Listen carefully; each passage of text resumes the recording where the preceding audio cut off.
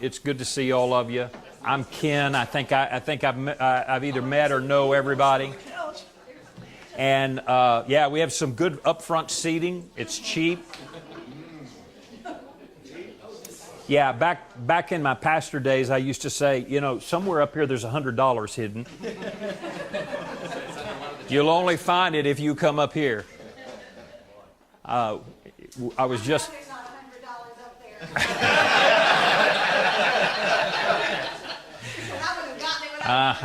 I hear you. Well, I might have hidden it since I got here, though, Betty. Oh, see? Well, probably not. She's playing the odds. You don't know me that well, Betty. But you're right. There's no chance there's $100 up here anywhere. That's my money. No, it really is good to see all of you and have you here. And I was just thinking about we've become so much of a virtual community that we don't have community very often. And so being together and being able to see people face to face and talk to people is really fun and refreshing. And I'm a people person, so I just love all of that and am excited by all of that. And I'm glad you're here. So let's get down to business and make the most of our time. And let's begin with a word of prayer, please.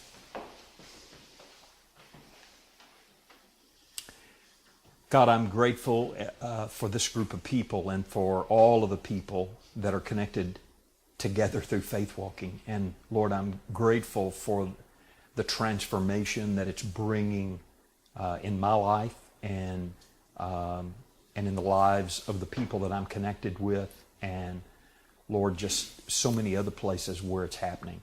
And I especially am grateful for this group of folks that are committed to be coaches. And Lord, I know how crucial that is in this process. And so I'm thankful that they are willing and that they give their time and that they're here tonight. And so, Lord, I pray that you teach us and encourage us and just show us what we need to see. And I pray that we'll just make the most of our time tonight and that you'd help us do that. In Jesus' name, amen. There are a couple of things we're going to do tonight. One of which is I want to update you on some information. The executive team's been working really diligently for a number of weeks on what the core ideology of Faith Walking is, and how to say that well, how to describe that well, so that we're clearer. And also, in the midst of that, we're thinking about, okay, so, and how does that impact all the pieces that we're a part of? And one of the things that we spent a lot of time with was asking and answering the question, what is our end game? I mean, what's the net? What's ultimately, what are we after? And anybody want to take a run at that? What are we after? People being able to live missionally. All right, excellent. Sounds like you know it. Good, yeah. People able and willing to live missionally. That is our end game. Missional communities are our end game. We talked about it a lot because that's always been the end game, and yet where we've gained the most traction is around things that we would describe as personal transformation. Where most of the people are involved are in 101 and 201. And where we have not gotten the results we want to get are around missional community and missional living.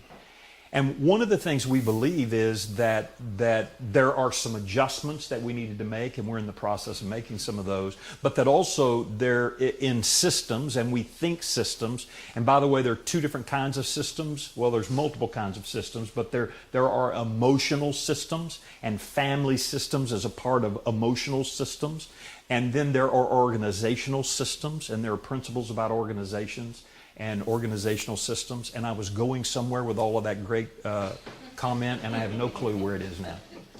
Missional communities. Yeah, missional communities, in-game, yeah, all of that's true. It isn't clicking, sorry. In the midst of my next speech, I'll remember what I wanted to say. and I'll making us all feel really normal. pause. Amen, brother. Yeah. Well, yeah. If this is normal, then y'all are normal. Yeah. Feel very normal, because that's the way it is. But anyway, as we thought about that, we realized, oh, I got it. It came back. Yeah, you were right.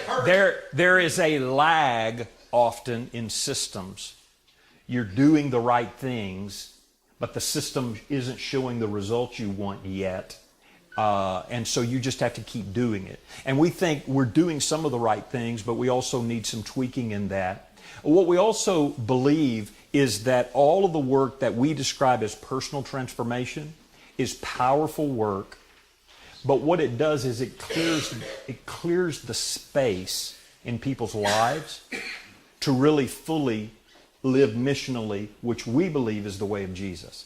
And so one of the things that I just want to start with tonight is to just talk a little bit about some of the changes that are coming in what used to be called and what still is called 301. And also I'm going to just give you some information about missional so that you know about it. Because as we go, as we have rewritten some of 201, missional is much more present in the material, throughout the material. And we want to keep declaring that that is our end game, that we are hoping for, we are longing for, because we believe that's what's going to bring transformation to the world. Individuals being transformed who are transforming communities and experiencing and living missionally and seeing the kingdom of God fully present in a place is sometimes the language we use. Sometimes we use the language of shalom, the Old Testament concept of shalom, which is translated restored wholeness. Is my favorite definition. It means harmony and unity and well-being and everything working according to God's design. And that's really what we're after. We're about God's design being in all of our lives individually, and about God's design being in the community and in our greater community and in our world. That's what we're after. As I say that, even I also want to say that we've talked a whole lot over the summer as well about what we're really about with Faith Walking is not developing an organization, but fostering a movement. We want this thing to be contagious, and what's exciting is that it is. We're getting calls regularly from places out of the city and in other places. We just launched last spring, I guess, February, a new initiative for congregations called Compass that got launched, and we have 6 congregations, I think. Is it 5 or 6? It's 5, isn't it? I always say 6, and it's wrong. But we just had our second retreat with the leadership teams of 5 congregations who are wanting to implement and take the principles of Faith Walking and implement them in their congregations. And so there's just lots of momentum. And in saying all that, what I also want to just remind all of you is that y'all are the bread and butter, though, that keeps this thing ticking. Because it's the coaches in our local city, and Houston is our place. It's our town. It's our community. It's where God planted us. It's our territory, and we together are working to see that happen. So, beginning in just a few short weeks, we're going to launch 301, and as you've known, 301. Maybe you know, maybe you don't know. 301 has been where we do missional training. In the past, it's been a retreat, much like 101, a weekend retreat, and that was the 101. We're shifting, and we're going to deliver that in a different way, and we're going to start doing it via Google Hangouts, and it's going to be an 8-week course. And we're going to do it much like we're doing the leadership course now. If you're familiar with how we're doing the leadership course now, we're mainly doing the leadership course via Google Hangout. And the leadership course is a 13-week course. It meets weekly, and there's a notebook and homework that people do through the process. And one facilitator takes a group through for 13 weeks. Well, 301 is going to be built on that same kind of system, where it's done via Google Hangout. And so if a person wants to go to do 301, they just register online, and when we get 8 people, we'll do a 301 group, and we'll take them through. So every time we get 8, we'll do a group. And the first one is going to be launched mid-October. And as we do with the leadership course, we negotiate the exact day and time. And so we'll do that. So when we get the registration online, which should be up real soon, we'll register for the first 8. And as soon as we get 8, we'll negotiate the date and time, and we'll get launched with that. We're going to have a written notebook, just like all the other work that the group will do with homework related to that. That's about to happen. So does anybody have a question about that? Yes. Yeah, go. Are you still okay, so when I was finishing 201, there was a recommendation if you were going to go through 301 that you had someone to go through it with, like a partner, because they recommended not even going through the training unless you had an idea of what kind of missional community you wanted to start and you had someone to do it with you. Yeah. Is that still the case? No. Okay. We still believe that principle. We still believe it's best to do it in community, especially if you're going to be a catalyst. But basically, we want to get people moving toward missional. Okay. And I'm going to give you some material today about a continuum of progress missionally.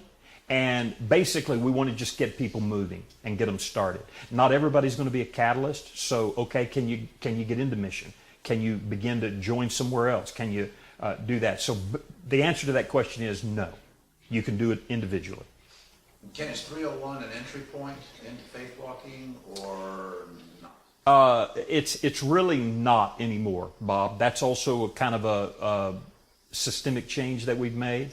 Unless I'm wrong, and any of you guys, but basically what we believe is that it's part of the process, and that it's not an entry point any longer, and that we really need the foundation of 101 and 201 before we get to 301, which is why we left that number. And I think the other shift that you ought to be really clear about is that we're now using the terms core curriculum.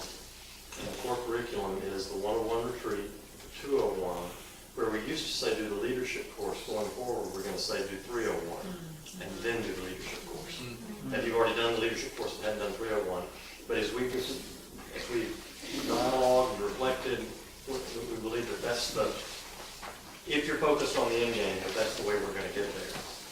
The other thing I want to say about that is, if you hadn't done 301, and if you're not, as a coach, if you're not on a journey, you don't have to have a missional community yet.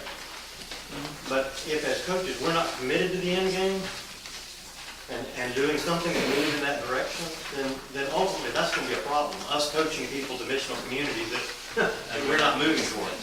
Yeah. And so wherever you are in that journey, if you hadn't done the 301 thing, I don't think Ken would do it because he's the teacher, he's the designer of the course. He's got a little bit of humility in him there. But I want to say to all of us, I want all of our coaches to sign up. Because I think this will jumpstart wherever you are in the missional journey. It will jumpstart that process for you. And it will make you a better coach because you're going to get clear about the end. I've got a question here. Who's leading 301? And right now we have 2 coaches, 2 facilitators, Todd McCombs and Ken Schumann. So I'm one, and we'll be doing multiple 301s. Todd is, and I've already, Andy Seitzma is going to be shadowing me in my very first one, and he will be a facilitator. We'll be looking for, just like in anything else, we'll be looking for more facilitators, people that have a heart for missional and want to facilitate a group and teach them through it. And so that'll be coming as well.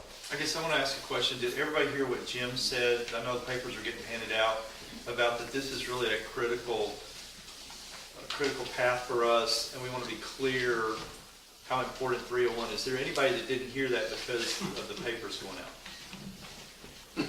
Yeah. Jim, I need you to say that again because there were some people that didn't hear that's really a very important part of the process for us. So I want to say it in a different way. Kim said at the beginning of the meeting, I believe that the 201 coaches are the linchpin of all the success we have. Everything we do is important. But if you took the coaching out, all the retreats and all the sessions, I mean, the coaching is the thing that matters. And as we've tried to get focused on the end game, we're not we're not getting enough people to missional community. What I believe is that for the process to have integrity, we've got to be moving toward missional community. It may be a 5-year journey for you, and the 301 is the thing that I think will really help you with that. It'll help focus it, it'll help jumpstart you, it'll help get the right questions asked. I'm going to sign up for it. I think all of us as coaches, even if we can't do it in October, we ought to have that on our radar. So we've done 301, the old 301, we should do You're that. right, this is a different board. 301. Similar, Similar, but different. Ed, you've had your hand up 3 That was times. the question right there. I was gonna ask if we've done 301, is the new 301 different Yeah. enough that we should repeat? And you Yeah. just said I yes. think Yeah. the one you did is pretty similar. The one Bob did is pretty different. Well, I've done 2. Yeah, Bob did 2. So Bob did the same one Ed was in, I think. Okay, I think I'm gonna do this one. Yeah. We will have, if the author gets the material written, we're going to have a notebook by our launch day, which is soon. No, I'm really close. I'm really close. Doesn't get the book written, he ain't getting a paycheck.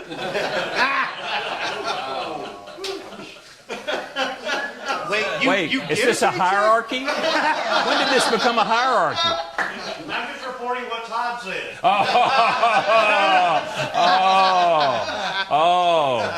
I understand. Yeah.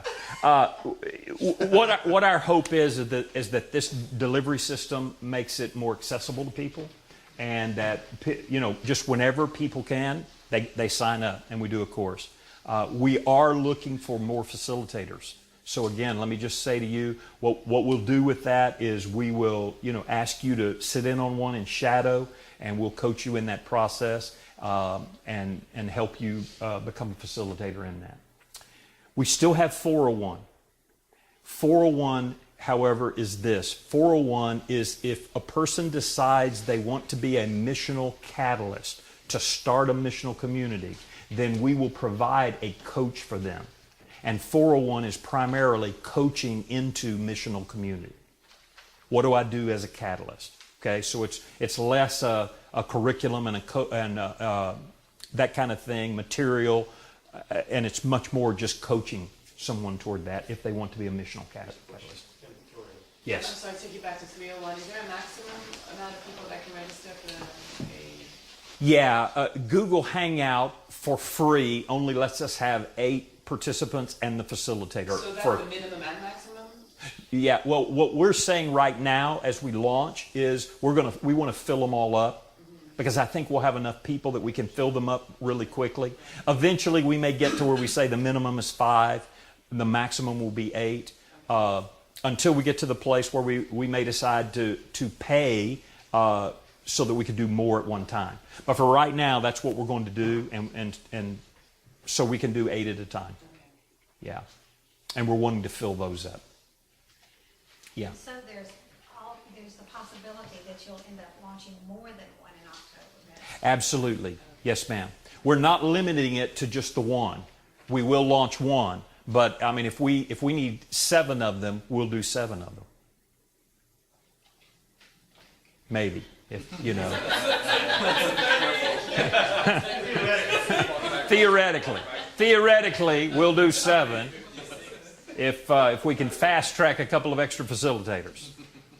Yeah. So I've got some questions on the 401 thing. So Yeah. is that more of a one-on-one kind of a thing, and is it sort of organic and fluid to whatever's going on kind of thing? Does that make sense? Yeah, as much as I know today, 401 is not as much mine, but yes, that it's more organic, it's more custom fit for you, it's more, let us coach you into, okay, what are the steps and how do we get there? On some of the material, we worked several years ago on a definition of what does a fully functioning missional community look like. That's the ideal. And what we want to say is that's the ideal, and that we'll never start with the ideal. It's a movement toward the ideal. And so then the coaching is, okay, Todd, go find 2 other people to join you in this. Now start doing this. Now do this. Now, and it's just, it's a real personal, organic, custom fit thing is what we envision it to be at the moment. Who's responsible for that? Probably Todd McCombs. Is there any other options?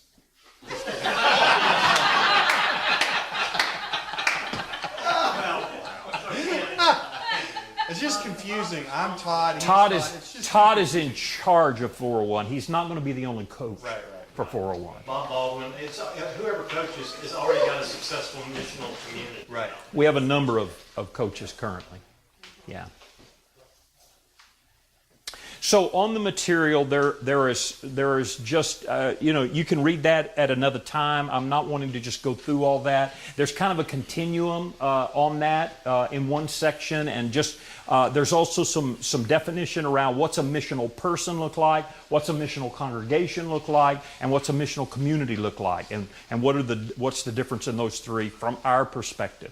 There was a hand over here I saw out of the corner of my eye. I've had a few questions. I don't know if they're relevant to right now, though. Well, go ahead and ask them, and we'll Well, determine. okay, so when it comes to missional communities, one of the things I've really thought that would be That's totally irrelevant. but it's going towards that. You were talking about 2 different kinds of systems: the Yeah. emotional system and the Yeah. organizational system. Yeah. I was curious about the organizational system and how a missional community would look in that. Is that something that we will be learning about, or is it primarily? Yes. Go. Yeah. That's a great question. Yeah. I'm teaching a class on that this semester at seminary, so come to my class. I'm sorry. I don't know. Like the Kirby thing. It's kind of what I'm talking about. The answer to the question is I don't know at this moment, but there are probably some things we could add or do around organizational systems and the organizational system dynamics that may be valuable. Yeah, that would be great. I mean, just the only reason I said that is because I think in that way a lot more, and that would be. I mean, I can think of 20 different applications of how I could apply that, get started in missional communities that were based in organizational systems as opposed to emotional. But yeah, cool. You had 2? Oh, no, I'm. Okay. That was one for each organization. I got you. I hear you. Okay. Good. The main thing we wanted you to know, because you are our coaches, how important this is, what we believe the end game is the missional community. That's what we're really after. And that the personal transformation piece opens up this space in our lives and gives us some of the skills so that then we can go do that with impact and with power. The other thing I need to tell you tonight is I have new lenses in my glasses, and I'm still getting used to them. So every now and then I get a little fuzzy, and so if I stumble or fall or whatever, you just know that's what's going on. I'm not drunk or anything like that, and it's happening. And every now and then y'all look a little weird. So if I look down or something, that's what's going on. Okay, good. I, on the other hand, am Drinking again. So Just being authentic here. Pardon? What'd you say? you're drinking again, right? No. No, I mean, that's the deal. My roots are Southern Baptist, so not much of a drinker. Not much of a drinker. I'd like to be, but I just can't. Just doesn't work. I'd like to. All right. Thank y'all so much. Well, read over that. If you have any questions, feel free to shoot me an email or anybody. But this is what we really feel important and wanted to share with you tonight and let you know kind of where we're going, and also help get you to help us promote this new format that's launching. That's the way it'll be from now on. So we should. I haven't looked, but we should have on our website. Something within days, if it's not up already, where you can begin to register for that. Okay? Good. Well, let's shift gears. Talk about a couple of other things. If you would help me again, get those passed out. Somewhere, here it is.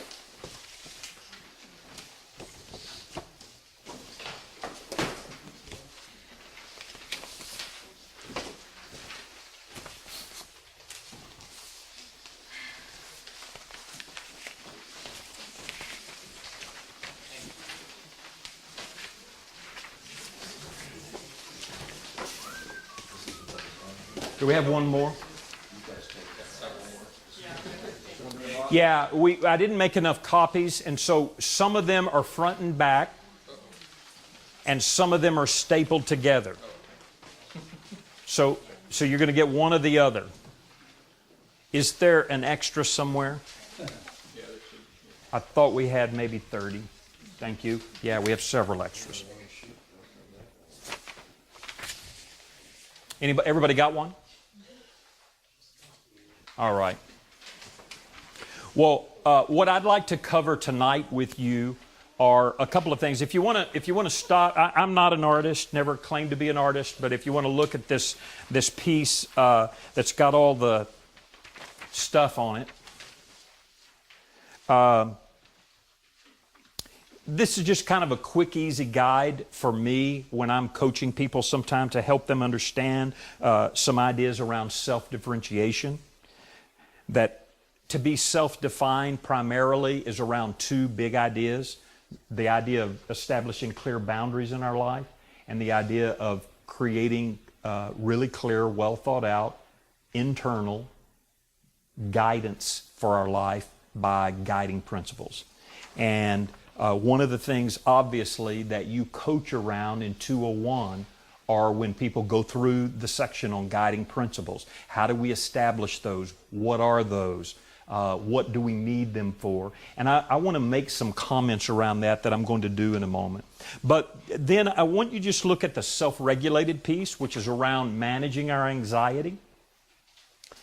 And this is stuff all of us coach around and help people with. The most important thing to do is stop and not do what you always do when you're in anxiety. My favorite little quote, don't just do something, stand there. And if we can help people identify their anxiety, and if we can help them identify when they're anxious, and we can help them identify what are those typical ways that they react to anxiety over and over again by default, then we can help them manage that better. And so what I believe is that if we could just help people stop in the midst of anxiety, that itself is growth and improvement.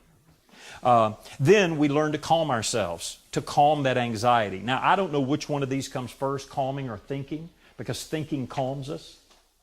And so these may be backward, or they may just all be one, I don't know. But one of the things that happens in the midst of anxiety, and here's the power of guiding principles, is that our guiding principles have to be accessible to us when we get anxious. Because that's when we need them.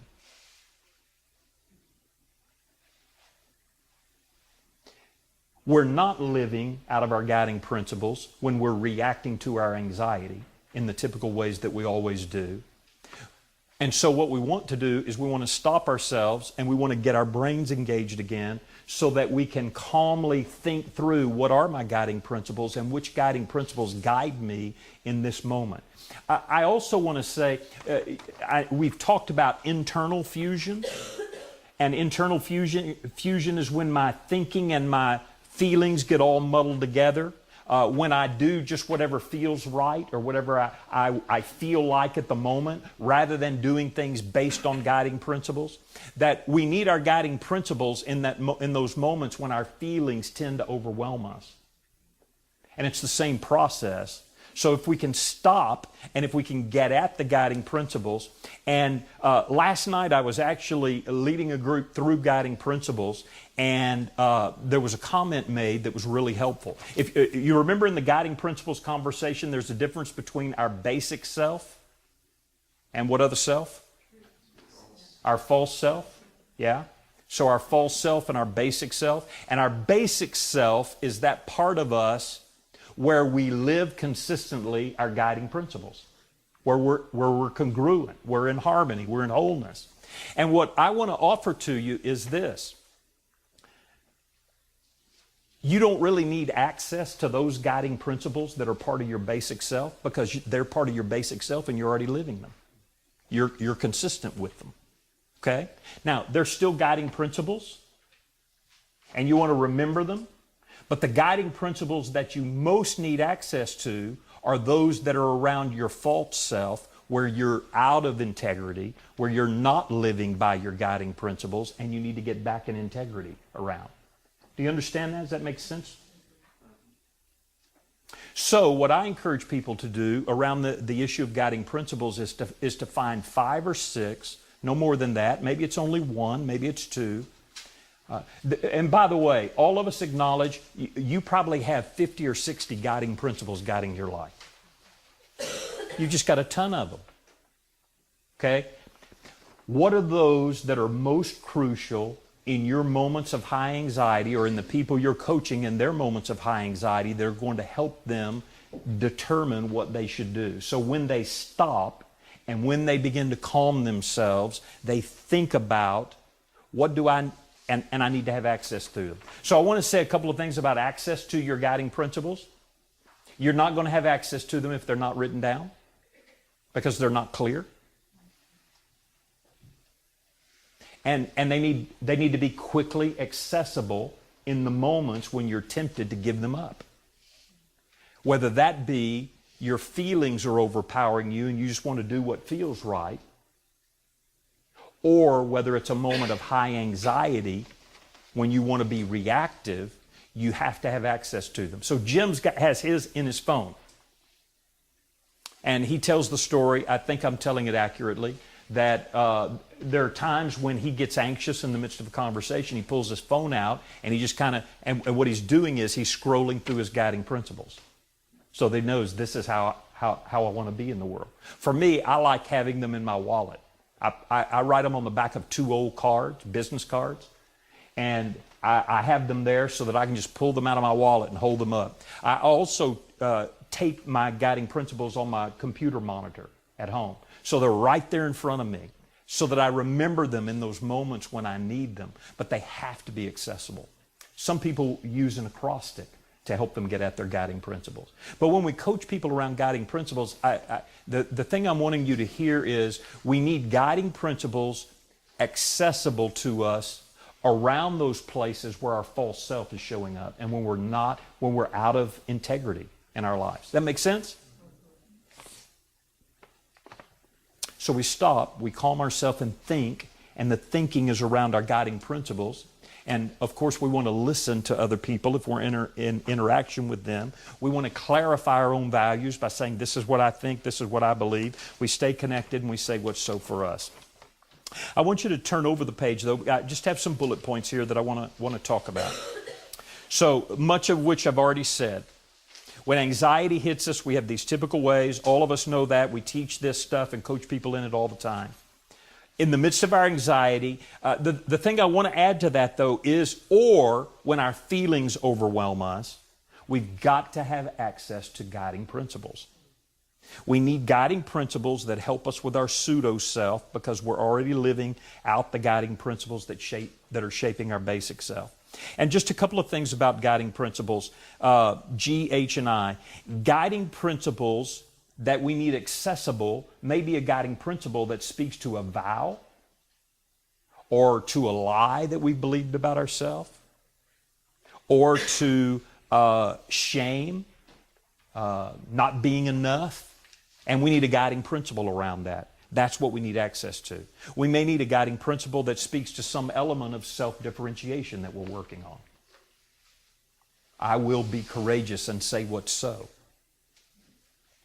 I will let other people be different than me and won't put them down and criticize them because whatever it might be. But that's around self-differentiation. And then there may be a guiding principle that speaks about my mission in life that I need to be reminded of because I'm tempted to forfeit that mission in life and do something different related to it.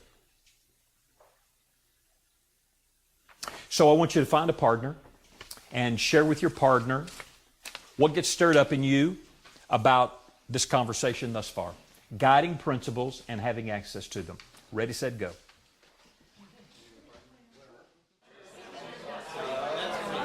All right, gang. Could I get your attention back?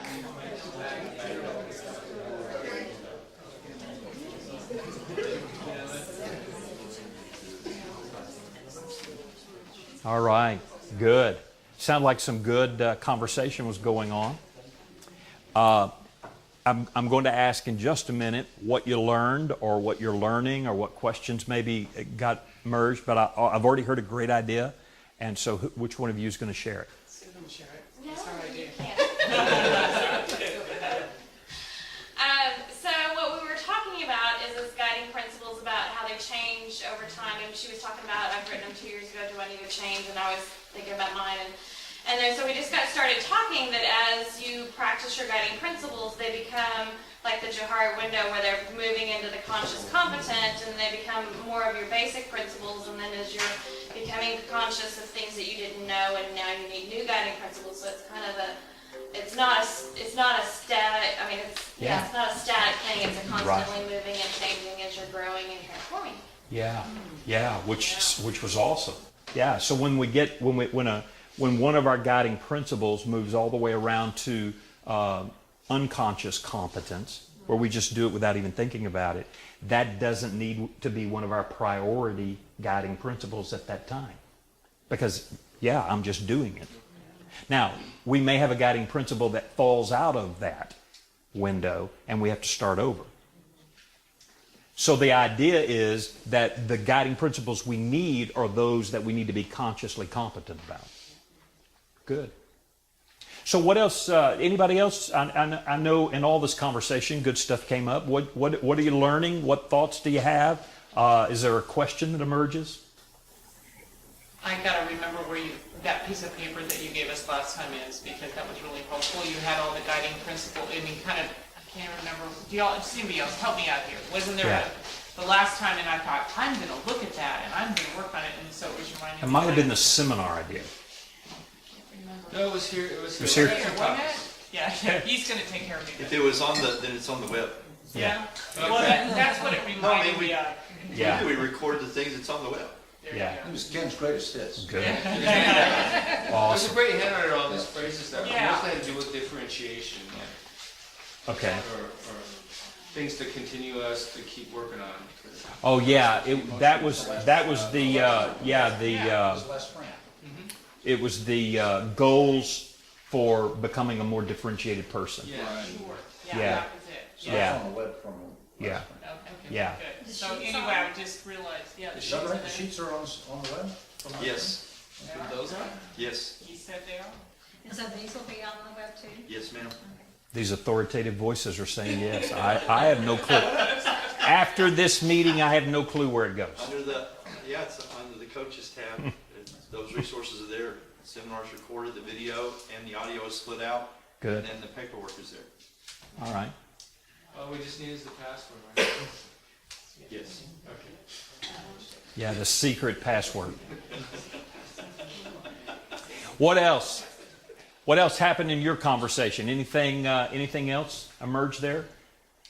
What'd you get present to? It's key to me, this notion of stressing these things that need to be accessible when you're in the midst of big anxiety. Yeah. And I think that could be a very good emphasis point with coaching. Yeah. This is what you want to be looking for Right. when we're Right. talking about this. Yeah. So, that one has eluded me. to this Yeah. point. Okay. But Good. why, I'll guiding principles, but the notion of these need to be accessible at that time in particular. You know, what we were talking about being short is really key to them being accessible. Yeah. That's If you have paragraphs. paragraph. If you have 2 inches paragraphs. to read. It's too much. Yeah. That's- Yeah. I'm a bullet point kind of person, and so just a word does it for me. This is what I'm living into, or I forget the exact way I'm saying it. It doesn't matter. But yeah, the shorter the better, so that we have access. But there's got to be enough power in it that it gets us into action. Sometimes we can have guiding principles that are our guiding principles, but it doesn't really move us and shake us into action. It's got to be something that's bigger. And it's that idea that, it's been around forever, and I don't even know who said it, but it's that idea that you can't say no to something until there's a more powerful yes that you're living into. So our guiding principles are the more powerful yes that we're living into. This is who I want to be. And so I'm saying yes to this, which means I have to say no to this other, as powerful as it may be in that moment. It's like marketing taglines, you know, absolutely, positively, overnight. Making cancer history. You know, those things that that's what's accessible because Right, you remember it. right. It's right there. You can make Right. yourself a jingle if you want. Jingle, there you go, there you go, there you go. I'm not the jingle guy. Do you do jingles, John? No, I remember some from the early '70s, so it must work. Yeah, yeah, okay. We've heard that sticky and significant. Uh-huh. That worked good. Yeah, yeah, exactly. Exactly. Yeah. Yeah, like when I work on my guiding principle, and I ask myself, why is that my guiding principle? When I examine it that way, it tends to, other things starts coming out. It gets a whole lot deeper. You know? Instead Yeah, of right, just writing something down and say, I think this is it. You know? right, So Right. ask that question. Sometimes you have to ask a couple of times, you know. right, right. Yeah, you know, the whole, any of you that know me know this whole idea of wholeness is a big deal with me, and multi-dimensional wholeness in every dimension of my life. And so one of my guiding principles is wholeness. And what helps me is when I'm tempted to do something, be about something that is about brokenness, my little phrase is, I choose wholeness every time. I choose wholeness. So if it's going to break something, if it's going to mess up a relationship, if it's going to be unhealthy for me, I choose wholeness. And that's one of my key guiding principles that I need access to. I think that if we have access to guiding principles and we're not able to get into action around them pretty consistently, there's a pretty good chance that they're a should and not a real core conviction. That they describe a way we think we should be. Yeah. And not a way that we're truly invested in being. Okay. Yeah. Yeah. So they may be somebody else's guiding yeah, principle. that's what I was about to say. So that's a borrowed guiding principle, or that's a passed down. That's a passed down guiding principle. Yeah. Yeah. Yeah. Another question that comes up is, well, if I wrap my mind around a principle that displaces my old false self or my old vows, how is the guiding principle any different from the new vow that I'm displacing Yeah. the old one? I personally don't think, I think some of our positive vows become our guiding principles that we need access to in those moments. Yeah. But for me, so like I've got a couple of positive vows, but I have 7 guiding principles, because living into those vows, those positive vows, look different when I'm dealing with an authority figure than when I'm dealing with Peter. So they look different when I'm in a strange setting with new people than with real familiar people. And so it's expressing several ways that positive vow is going to get lived out. Just help me have access to the positive vow that show up in one setting with the same people over and over, but in a lot of different settings. Yeah. And so it helps me think through. So in this variety of settings, what kind of person do I want to be? Yeah. And as we live into the person we want to be, there are going to be some victories and there's going to be some defeats along the way, and that comes with the territory. One of my favorite stories that I use all the time when I do 201s is the story of the Declaration of Independence and the forefathers when they signed the Declaration of Independence. They said we pledge our livelihood and our lives to our independence. And they all signed their names. And I guess they sent it over to England. I don't know. I don't know my history well enough. Did they send it to England? I think they faxed it. They faxed it over? So they faxed it over to England. And but the point I want to make is the day they signed it, they declared independence. But they were not independent. And a group of folks from Great Britain came over in some boats and said, we're going to prove that you aren't independent. And so then they woke up every day prepared to fight for their independence. And some days they won the battles, and some days they lost the battles. Ultimately, however, because they stayed at it, they prevailed, and we have this country that we live in that is independent. I see our guiding principles and our positive vows being declarations like that we make of, this is who I want to be in the world, and I'm not that yet, but that's who I want to be, and so I'm going to have to fight for it every day. And I'm going to win some days, or some half days, or some hours, and I'm going to lose some. But ultimately, I'm going to keep fighting until I develop this new habit in my life and this new way of being that I start showing up as. And for me, that's what this guiding principle thing and conversation's about. It's why we need them accessible. I need to be reminded, I declared independence. So I declare differentiation, right? So go ahead, so. Yeah, there you go. I declare it, and I'm going to move into it. And part of all that, again, for me is, it's hard, so I'm coming to believe that integrity is at the heart of everything we do.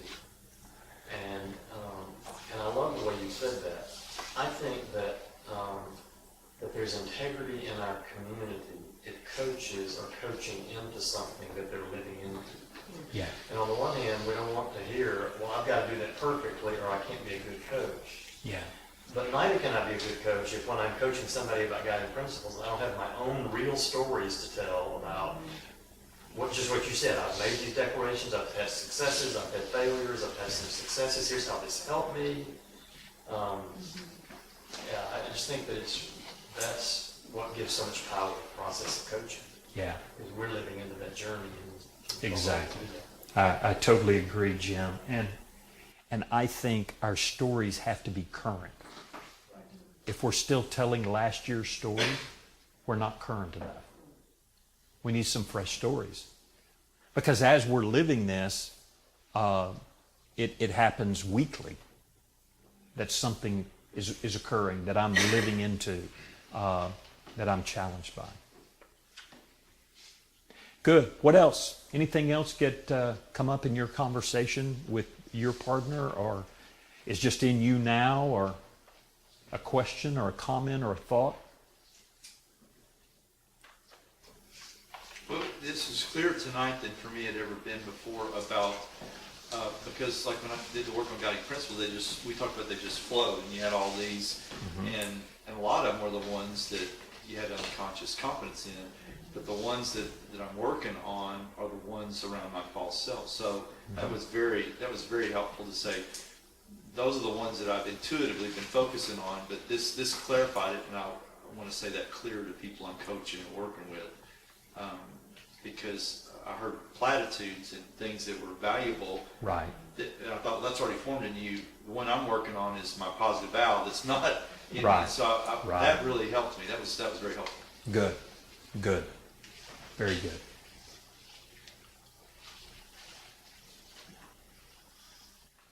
It's helpful for me when our head coach gets helped. Yeah. All right. Let me just kind of quickly find your sheet again. Down at the bottom, some keys to coaching. None of this is new, but I just want to go over it with you again. Remind you of some things that are keys to being a good coach. I think that we remind and coach people into the principles. And when you get stuck, the principles are always the way to get unstuck. And by the principles, I mean the principles of faith walking that we teach. Some around differentiation, some around integrity, some around authenticity, transformation, whatever it is, whatever we're talking about, that we always go there to help us get unstuck, and that's what we're reminding people for. Coaches ask great questions so that the coachee finds his or her own answers within themselves. So one of the keys is you want to help people discover for themselves what the right thing is to do, rather than giving them the answers. And that's the challenge of coaching. So just learn to ask good questions and to pull that out of people. We want to always help the coachee stay in action. What do you need to get in action around? What are you willing to commit to? What guiding principle do you need to think about and write down? Don't talk too much. That's my problem. Which means when we do, we overfunction as a coach. And so even though it may be great stuff, we want the coachees to be doing the most of the talking, and us simply encouraging and helping them along. E, we want to sustain this tension between celebration and challenge. And there's always, well, which way do we go? Do we challenge people or do we celebrate their progress? Yes. Yeah, you do both. You want, we talked about it last time. We want to celebrate every little step that people make. One of the things that I often do, just in a lot of just the general coaching that I do, is I say to people, look back 6 months and you wouldn't have made that choice 6 months ago. You wouldn't have done that 6 months ago. Let's jump up and down and scream and shout. That's awesome. That's great progress. So celebrate with people while at the same time saying, but yet there's still work to be done. We're not there yet. So it's holding in tension this idea of celebration and challenge so that they keep growing. And then the final thing Jim mentioned a while ago, keep growing and experiencing transformation personally. What are you doing to keep it alive in you? What are you working on? Have current stories to tell. I do think it's powerful when we are able to tell our story, because sometimes that sheds light on it, though we don't want to dominate the conversation, but we've got to have stories to share that are current in our life. So just some quick bullet points. Any thoughts or anything you want to add or subtract or talk about related to that? All right. Well, let's do this then, and then we're going to have a time of prayer.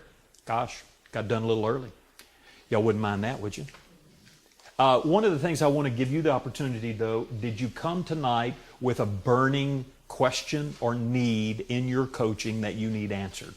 Something that you came with, that you've been thinking about? If you're a head coach, some things, anything?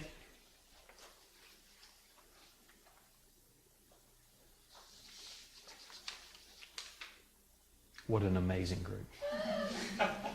Awesome. Good. All right. Jeff, I'm going to ask you to come, sir, if you would, then, and lead us in some time of prayer. Kim? Yeah. This is not a burning question. Yeah. But it's a burning comment. Yeah. And I think everybody may have gotten an email about how things have changed a little bit in terms of that the coachees are not responsible for contacting the coaches initially, that it's the coach's responsibility to do that now. Okay. And everybody clear on that? Somehow or another, in the midst of that, the powers that be changed that, and I didn't even catch it, I said, I don't email it, I didn't even realize it. Because we get so accustomed to just going to look to see who we're coaching, and at least I do. And all of a sudden, Marcus said, well, do you realize that the coaches now are making the initial contact?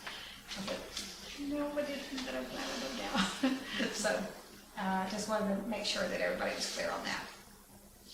One of the reasons why it's helpful for us to gather like this is, as a learning organization, things are changing a lot. Does that make sense? And that's very helpful to know, because if you're a head coach and you're waiting on them to contact you, it complicates things, right? So, and then like I want to just stress the sheets that Ken gave us talking about missional communities, and then that continuum is very helpful to say, we're living toward missional communities, but there's a process of getting there, and that's why we're engaged now very strategically with 301 being a part. We're saying this is a part of our core curriculum because that's really important, and we want to make that clear. So thank you for being here. It's really critical to what we do, and thank you for coaching and being a part of your coaching cluster with your head coaches. For the prayer time, what I would just like to do is want to ask us to get with another person, and I would like for us to do two things there.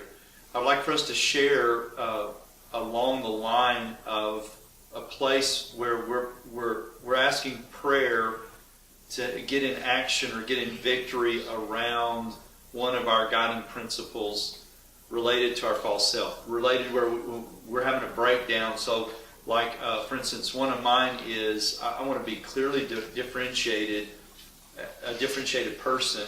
And I've added on, I've now got two. One of my core values is I want to be differentiated. And I'm consciously confident there. I'm working on that, but it's clear that the other day I was being differentiated, and then I still chose to fuse, which really frustrated me. And so I gave up self, and I couldn't figure out what happened to me. And so I've actually now, that guiding principle has been split into two. I want to keep saying what's so and be really clear, and then I don't want to fall into fusion when the person reacts a certain way and give up self. And I'd done so well until I got an emotional response that tripped me up. So what I'd like for you to do with the other person is just share. This is what you don't need to share a guiding principle that you're championed and that you're unconsciously competent in, but share one that, hey, would you pray with me? This one I need prayer. I need grace, because the Holy Spirit is the source of our strength, our help, and our courage, right? We're not doing this alone. That's the advantage of the Christian journey, is Holy Spirit do this through me. Then the second thing is share a prayer request, share an area of need that you have. The Bible talks about that maybe there's something you've been struggling with. We confess sin, and James chapter 5 says we can get healed by doing that. But when we walk in the light, there's healing. So maybe there's just a challenge, weariness, frustration, a situation you're facing, and we're going to get to be a priest to one another and lift that up to the throne of God, Hebrews says, because there's a throne of grace where we find help and grace in our time of need. The center of the universe is a throne of grace to help us. So we want to apply the guiding principles and share around that. And then pray. You might have a physical need. You might have another area. Hey, would you just lift me up here? I need God's help. I need God's grace. I need God's wisdom. I need God's provision. I need an answer. I need a breakthrough. I need the perseverance to stand, whatever it is. You with me? And then we get to function as priests. What a holy thing we get to do, to pray for one another. So, everybody's clear on the two things? Okay?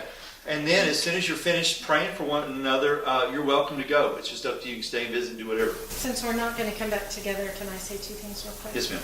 One, as you pray, one of my coaches, Rebecca Renfro, asked us to pray for her.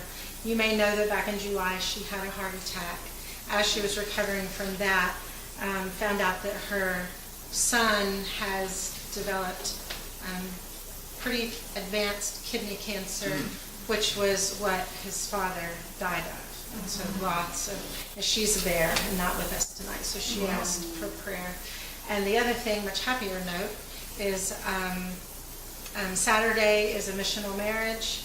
You may not have gotten the word. I want to make sure you know it's just the morning. If you want to participate or if you know someone that needs that information, it's on the website. Yes, sir. And Ken is our presenter. Did Glenn tell you about Richard Gearing is the head coach of the coaches at Fellowship Central now? Yeah, Richard, our head coach, a couple of weeks ago was diagnosed with bladder cancer. Since going through additional tests to determine whether it's spread, and found out today that it likely has. And so he texted me right before this meeting, just asked for us to pray for him and his family. Sure. Wow. Yeah, we will. That's Richard. Richard Gearing. Yep. Rebecca Renfro. Richard Gearing. Yeah, great. Rebecca had a coaching call in the hospital the day after her heart attack. That's a lady after my own heart. That's a guiding. That was not overfunctioning. That was just. That's just Rebecca. That's just Hey, thank you so much for coming, and thanks for taking the time to minister to one another. So I'm going to let you pair up as I won't overfunction.